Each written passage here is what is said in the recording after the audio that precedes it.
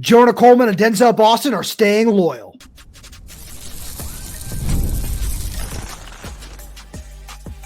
You are Locked On Huskies, your daily podcast on the Washington Huskies, part of the Locked On Podcast Network, your team every day.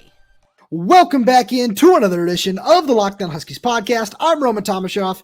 That's Lars Hanson. He's site editor with Athon Sports' Inside the Huskies.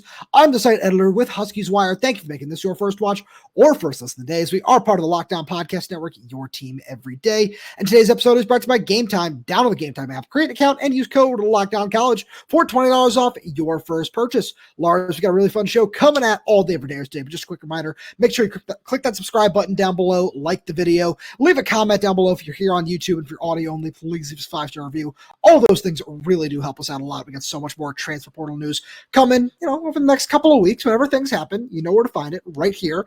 Best way to do that, make sure you're subscribed. The fish on, right? We've got a real fun show. We're going to take a step back here, 10, 11, however many days we are into the portal at this point. What is time anymore? And we're going to assess the class. We're going to give it some grades. We're going to talk about Genesis Smith returning to Arizona, just get into the safety position a little bit. But Lars, we got to talk to Denzel Boston, Jonah Coleman, a whole bunch of guys today in a pre-Sun Bowl press conference, spent a lot of time talking about the transfer portal, and they had some really just truly awesome comments. Yeah, and it was, again, kind of the, Denzel obviously hadn't publicly stated, am I coming back? But I think it's just kind of a foregone conclusion at this point. But it was kind of telling, these guys, you knew they were going to have, not that we like it, not that we condone it, not that, we wouldn't like the college football back from, 15 years ago with, no tampering or not as much tampering or, everyone and their mother and their grandmother tampering. But, right. It's a good sign that, schools can come after some of these guys and say, hey, Denzel, you want to come in? Jody, you want to come in? Anybody? And they all said no. And I think it speaks to the foundation that Jedd built this past season. And again, you look at the schedule and think, well, it's 6-6. What are they coming back for?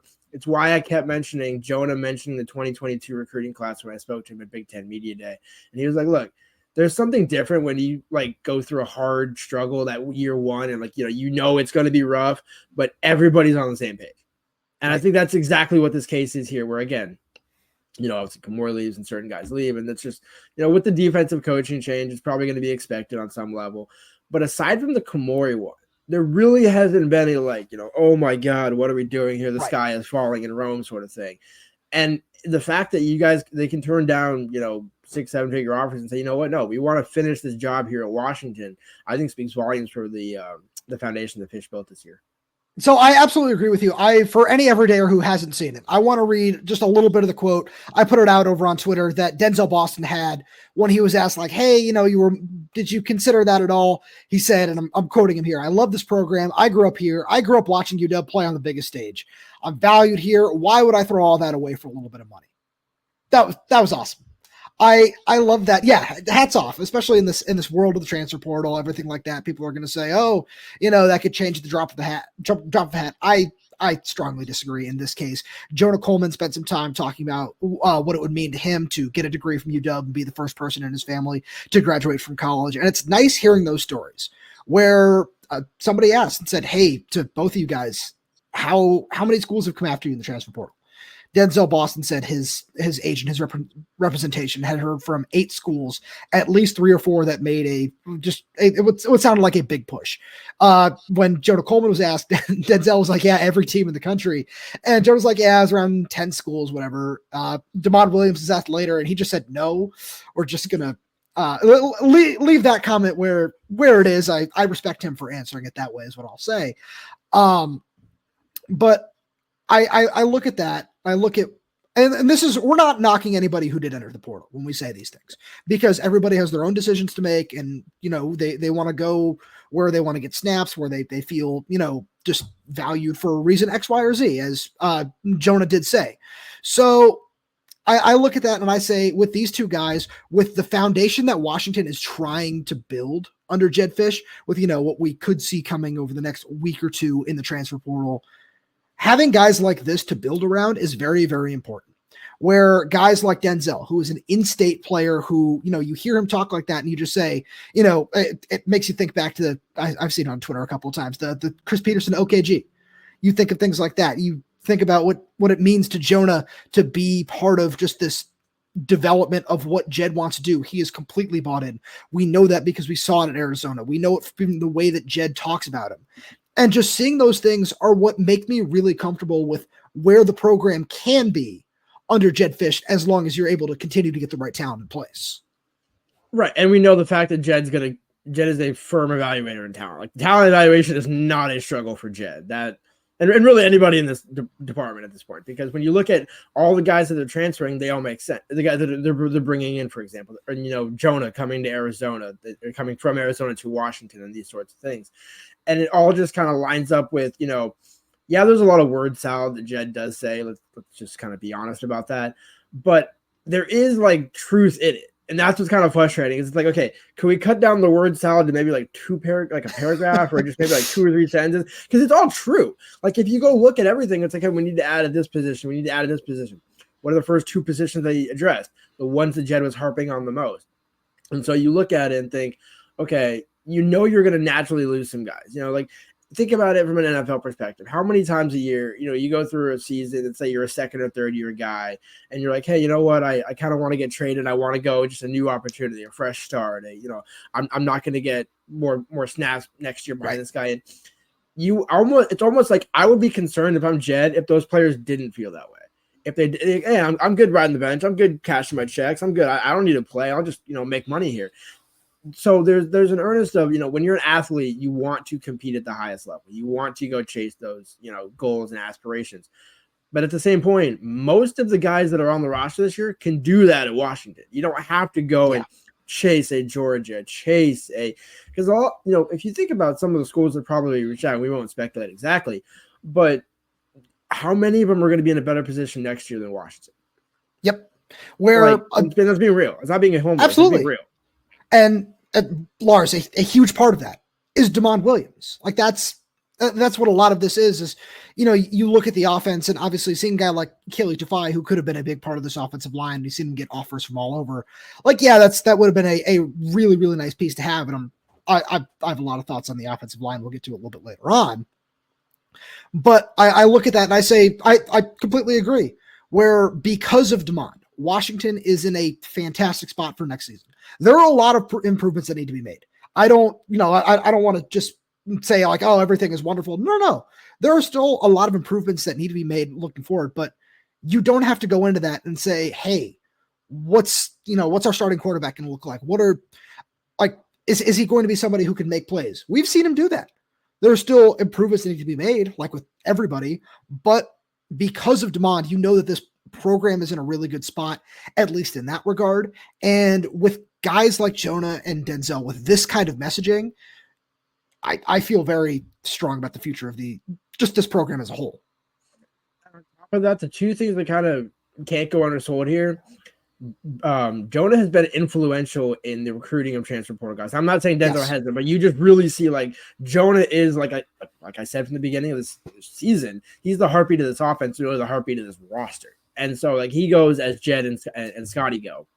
And with that being said, you now also have those guys to lay the foundation for 26 recruits as well. So the culture really does grow. And it's not just, oh, hey, we're keeping these guys. We gave them, 1.5x and we're just so we can keep them on our roster. No, it's you're keeping them because you're investing, because you're trying to grow the brand. Like Washington made it to the national championship. That's why Jedd's going to keep repeating that. It's like, hey, we're only a year removed from a national title run. This program can be at that level among those 12 teams.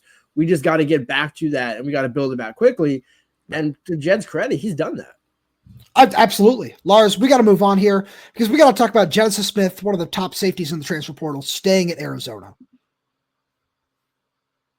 Right after a message from our friends over at Rocket Money. Did Rocket Money help you find any subscriptions you forgot about or that you were paying for twice? That definitely happened to me. I had a few subscriptions that I didn't even realize I was still paying for, and Rocket Money made it so easy to track them all down. It's like having a personal assistant for your finances.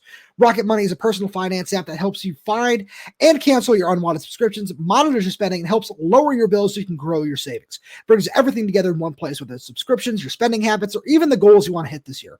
Rocket Money has over 5 million users and has saved a total of $500 million in canceled subscriptions, saving members up to $740 a year when using all of the app's premium features. For me, one of the best features is the subscription tracker. I've used to cancel services I wasn't using anymore, and I've already saved a ton. Plus, with their goals feature, I've been able to automatically set aside money for my future. No more stressing about budgeting every month. Cancel your unwanted subscriptions and reach your financial goals faster with Rocket Money.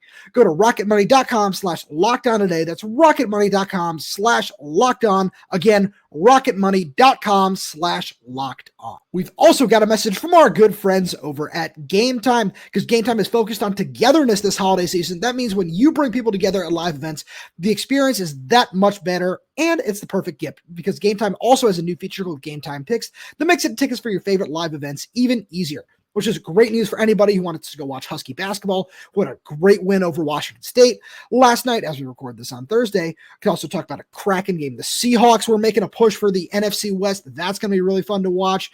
And it's so great because with Game Time Picks, curation makes it easier to save more on sports, concerts, comedy, theater, and so much more. With all-in pricing, you can toggle this feature and it shows total upfront with no surprise fees at checkout. And with seat views, you get a panoramic view from your seat in the app before you buy. Take the guesswork out of buying tickets with Game Time. Download the Game Time app, create an account, and use code LOCKDOWNCollege for $20 off your first purchase. Terms apply. Again, create an account and redeem code LOCKEDONCOLLEGE for $20 off. Download Game Time today. What time is it? Game time. So Lars, Genesis Smith, who was on an official visit to Washington, former Arizona product, spent a couple of years down there, was somebody we got a lot of questions about. On Thursday, as we record this, he announced his decision to return to Arizona. I was really interested because I saw a lot of people get really mad about this one, and I think rightfully so, or, the Wendell Moy one is a much bigger loss. I want to be very clear about that, where I don't, I'm not trying to say that to knock anybody's talent, but I say that because I'm really curious about the future of the safety room, where we look at this position. You got one transfer to Alex McLaughlin, who I really like. I'm not going to compare the two because if I say, hey, I think this is better for Washington for X, Y, and Z reason, it's going to get called copium. Not trying to do that because that's just not what we're doing here today. But I think this is really interesting because if Washington wanted Genesis Smith, I'm not saying they didn't, but I'm saying if you really wanted to make a significant push for him, I think you're pushing somebody like Makell Esteen out the door, in my opinion. And with the way, especially that he played against Indiana, I think that Makell is a really great piece to have as a senior leader in 2025.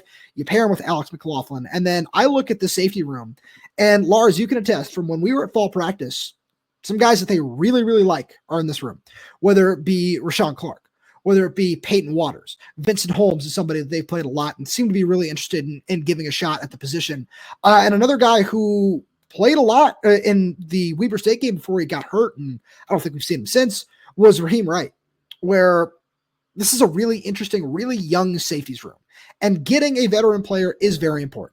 And, I know you're going to talk about somebody who is coming up on a visit to Washington in the coming days, but I look at this one and I say, I think this says way more about how Washington views the young players in the room.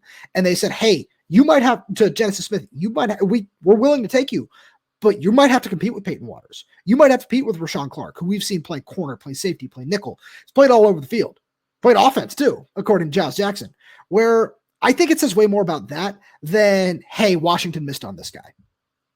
Yeah, well, I'm glad you mentioned Makell because I'm going to give you some PFF stats out of here. 86.9 tackle grade. Second highest on the team behind Alfonso Chiputala. Yeah. Defense grade. 76.7. Fourth on the team behind Thaddeus, Carson Bruner, and somebody named Russell Davis, who went off against UCLA. Or I say somebody against UCLA. It's because he was hurt for most of the season, so we didn't get to see. So I say, hey, next year, fans, when Russell Davis is full go, as long as he's able to come back from his offseason injury that he's currently going through right now, I would expect those four guys to be, again, right at the top of the charts. And again, Makell did not play bad. He's always been kind of, if you will, the Voight Nufi of the secondary.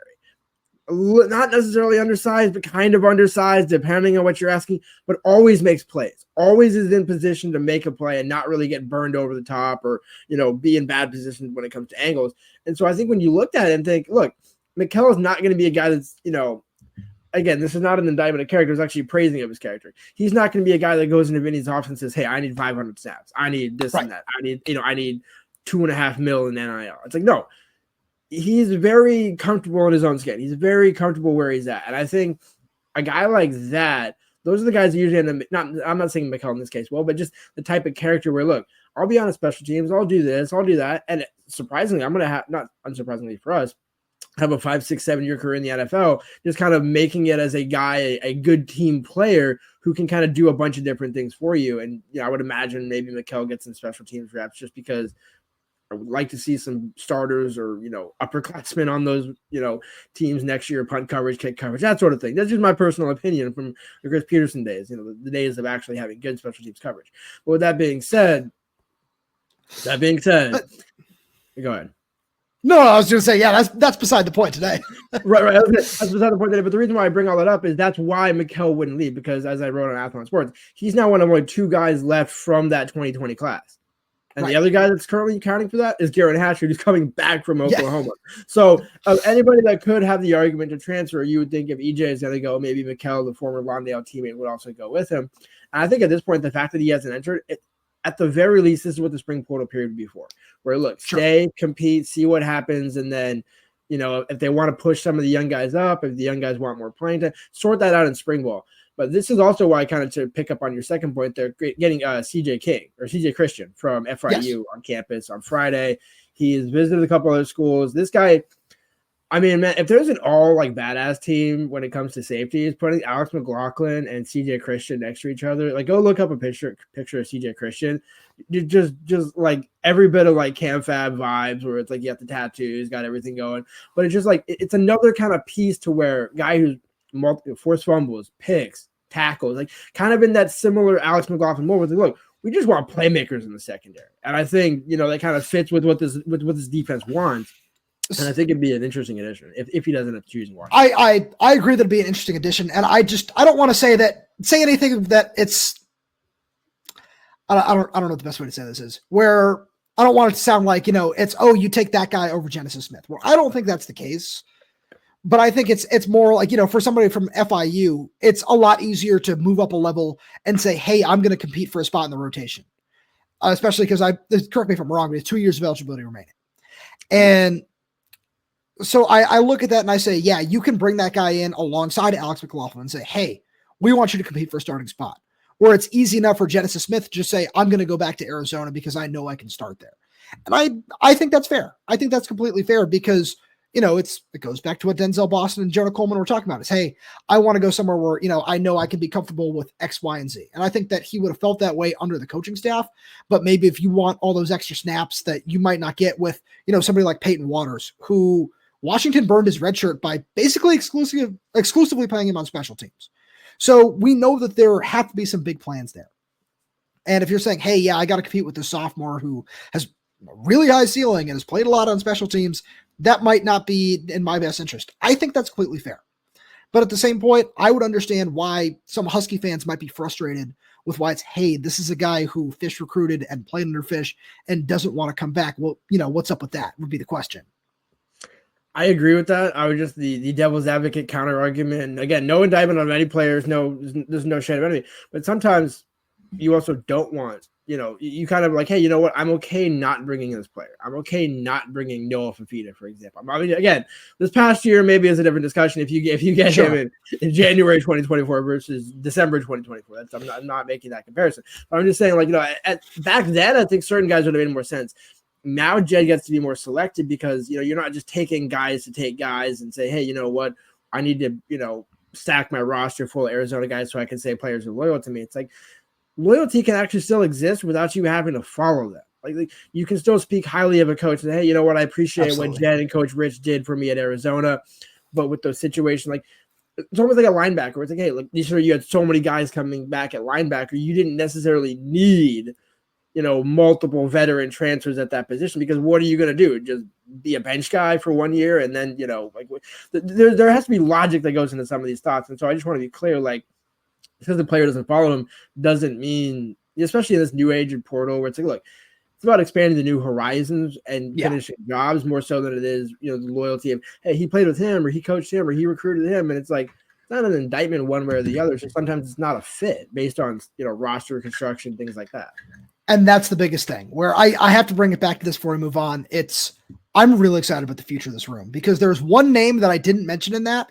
And it's because I think he might redshirt this year as he puts on some weight, but that's Ryland Dillard-Allen, where that guy is going to be a really fun playmaker to watch, in my opinion. His speed, his range over the top. And if he gets up to, I want to say 180, like early on, I think he's somebody who can really make a big impact. And just, everything he brings to the table is something that you can't keep off the field if he's ready to play. And with a rotation like that, it might be hard to make certain promises at the position. And maybe that's what some of these guys are looking for. That's just my 2 cents on the matter. But Lars, nobody cares about my 2 cents. We got to get into assessing what this portal class has looked like so far. Right after a message from the College Football Playoff, because it's that time of the year. The College Football Playoff is back, and with the newly expanded 12-team format, it's guaranteed to be bigger and better than ever, bringing you all the hard-hitting and high-flying excitement that you love. TNT Sports coverage of the College Football Playoff begins December 21st, starting with College Football Playoff kickoff show presented by AT&T at 11 a.m. Eastern, which is leading into the first battle, the Southern Methodist University Mustangs battling the Penn State Nittany Lions at noon. Then the Clemson Tigers look to upset the Texas Longhorns in a showdown at 4 p.m. Eastern.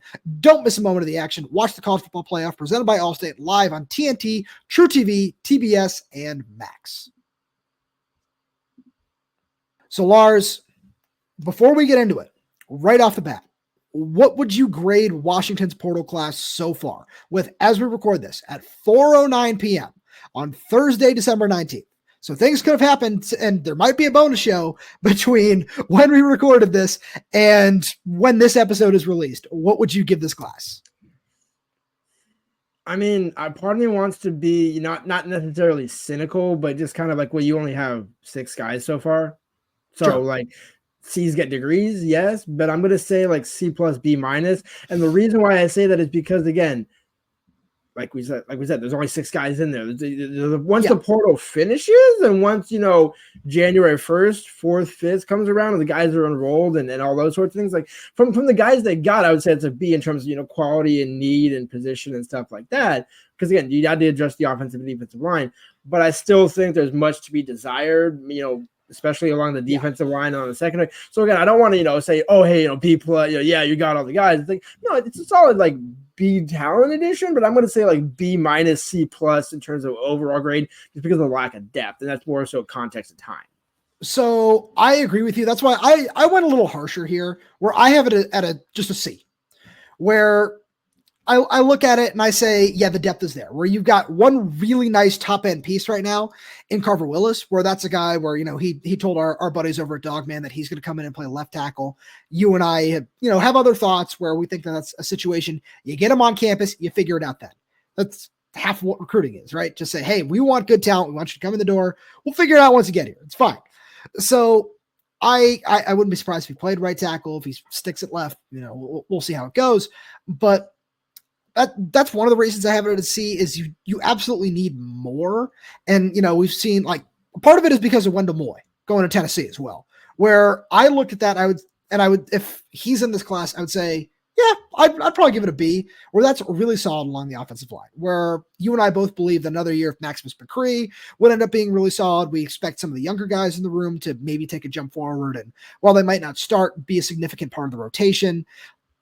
Defensive tackle is a big reason for this, where we've got to be honest about the options that are out there. You and I have, talked about getting an Anai White, Jaheim Otis level talent in the room. That's something that hasn't happened, where, for one reason or another, we don't necessarily need to dive into those, where that's very tough to do for obvious reasons. But you look at the players that they did bring in, and I like them. I think these are both really, really solid players because they allow you to do what you want, where you and I are very high on the future of Bryce Butler, Alinius Davis, Omar Khan, Javon and Armand Parker, if they can prove that they're healthy. And then all of a sudden you bring a Simote Pepa in, you bring an Ontario Thompson in, potentially one or two more bodies as well, and you have a rotation. Is it an elite rotation? Not really, but you don't need it to be. What you need is a rotation that can hold and be physical against the run, which you did not see this past season.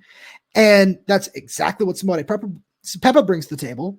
And you need guys that are high upside athletes that you trust your coaching staff to develop and get after the passer. And that's what Ontario Thompson can be. That's what you and I think that Elenius Davis and Bryce Butler can end up turning into with a little bit more time in the system. And I look at that and I say, all right, yeah, like it's a good start. That's why it's C. It's a good start. You need to do more. You need to continue to improve. There are a lot of visitors on campus as we record this. Moving forward over the course of the weekend, let's see what happens. You want a wide receiver. If Jordan Dwyer doesn't commit to Washington, that one, I would probably knock him a little bit more, or that's a guy that you need to go get. Where local kid seems like he's very interested in making a return. You want to make sure you get a guy like that in the room. And then I look at linebacker. Again, things could have changed between when we record this and the time it's actually released. But I look at a couple different positions and I say there's a lot of work to do. And you need more depth. Good starting point, but you need more. Yeah, I mean, well, first of all, give me David Guter, give me Death. Give me Wazoo's linebacker, Akib, because again, that solves two of your problems right there. And then on top of that, probably throw in Jacob Manu. If you can close those three guys, and I'm just more or less, and then maybe a Jonte Cook. If you don't get Dwyer, but you get Jonte Cook, how do you balance that in terms of local guy versus high end? Again, my point is, these are good problems to be in if you get one or the other. Like if you get Dwyer over Cook, we can have that discussion. If you get Manu over, Buddha, then you have that discussion. If you get Gusta, you have that discussion and saying, okay, good, now things are getting better. But until then, that's kind of why I said, C's get degrees is the most accurate assessment of this class that you can have. Because again, it's passing right now. If they have, let's say, like one offensive lineman, one safety, a kicker, a punt, and we didn't see going to get Carver Willis, going to get Simote Pepa, where it's okay, you're getting established guys that I can at least see what we're going for here. And then you add a depth piece behind it, like we said with Ontario Thompson, where you can play him a D tackle, potentially the end. You can kind of move him around as a 3-tech if you want. My point is you're getting impact guys that'll be rotational pieces. But given what this roster needs, again, like if this list has Dekario Davis, if this list has Jacob Manu, if this list has, David Guster, X, Y, and Z, this becomes a much different discussion than it does in this current state of time. Although I do want to give, and I know we talked about it earlier this week, but I do want to give a shout out real quick. Going and getting Ryan Keene, the long snapper, in terms of, you're addressing actual needs. Where the reason I bring that up is I thought about this. Grady didn't really have a problem with Jaden Green. It was one of the past season when you kind of started to mix things up a little bit, and I'm wondering if that maybe, resulted. And again, I'm not saying the long snapper is the reason Grady misses the kicks, but I'm just wondering, it's like, okay, good.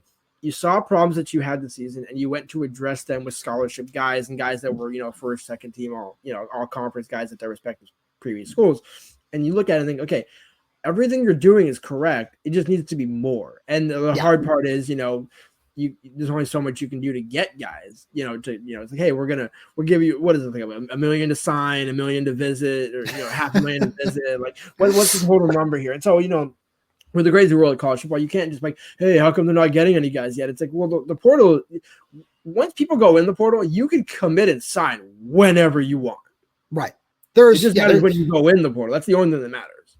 The patience is certainly part of this, where, if we're looking back on this in 2 weeks and this is the portal class, we're having a very different discussion, but we're not there yet. So one thing that I want to ask you 3 questions here, where we can go rapid fire on these, but the first category is, what is the best addition? I think it's pretty obvious. For me, it's Carver Willis, where you're addressing an important position of need, or so far, I think this is a really great addition for this team. And just in terms of what you need, this is a top 5 offensive lineman in the portal.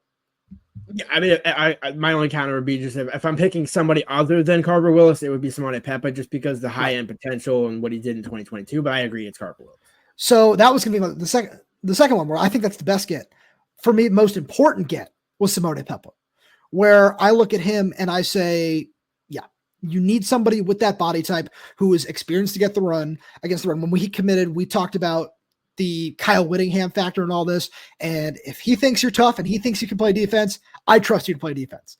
That guy is a fantastic talent evaluator on the defensive side of the ball. We saw him in 2022 when he was at his best in terms of the snap count, be a really good pass rusher at times. I don't know if that would, necessarily translate to the Big Ten, but at his size, with the way he moves, I really like that fit. I think that that's somebody who's going to be just a crucial part of what this defense wants to do next year. 100%. I'll give an honorable mention to Gieran Hatchett, and the reason why I say that is because of the Wendell Moore situation, where okay, I'm not saying him and Wendell are in the exact same class, but this is an addition where if he ends up playing guard, right guard, left guard, whichever one it happens to be, and ends up kind of pulling an Enoch and kind of shining in that position. It's like, oh, you know what? Okay, maybe we didn't need Wendell. Maybe we got Landon and we got the two Hatchets next to each other with Pocky at left guard or right guard, and Carver or Drew or Max or whoever at the time. All the positions are kind of like, there's enough pieces there to make that work. Right. And then the last one so far, I know it's a small class, but who is your favorite addition? Because for me, it's Alex McLaughlin, and it's not close. I love his film so much. Again, like I talked about this a little earlier, and I said, I don't want to underscore the loss of Genesis Smith, where that certainly hurts for a number of reasons. But I look at Alex McLaughlin's tape and I say, this is a dude that can play. I love his film. I love what he brings to the table. And I look at what Vinny Sunseri can do with him, and I say, yeah, if that dude is starting in 2025 and making an impact, I would not be surprised. The Paisan. I love it. But no, for me, it's hard to go against Alex McLaughlin. I think I would just kind of circle back to maybe Carver in that situation. But again, I agree. It's a good kind of 1A, 1B situation there. It's not for a lack of anything that Alex would do. It's my word. Like the offensive line, like until seen otherwise, like I believe more in John Richardson and Vinny Sunseri than I do what I saw on the offensive line this year. So the offensive line, I think that's fair. So but both good additions.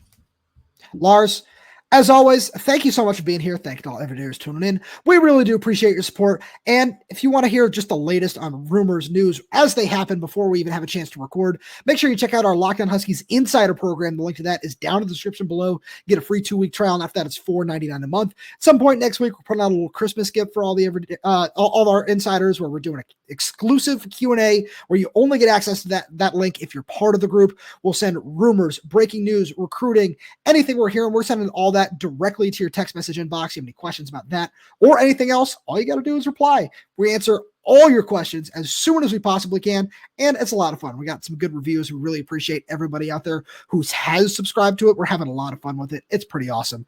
And also, just make sure you subscribe to the podcast wherever you get it, whether that's YouTube, Spotify, Apple Music, Amazon Music. We're there. We're everywhere. We're updating the channel through content every single day. So make sure you click that like button, click that little bell so you never miss when we post a new video. If you have any questions, comments, concerns, drop them right down below in the comment section. And if you're audio only, please give us a 5-star review, as it does help us out a lot. Thank you so much for tuning in, and we'll talk to you on Monday.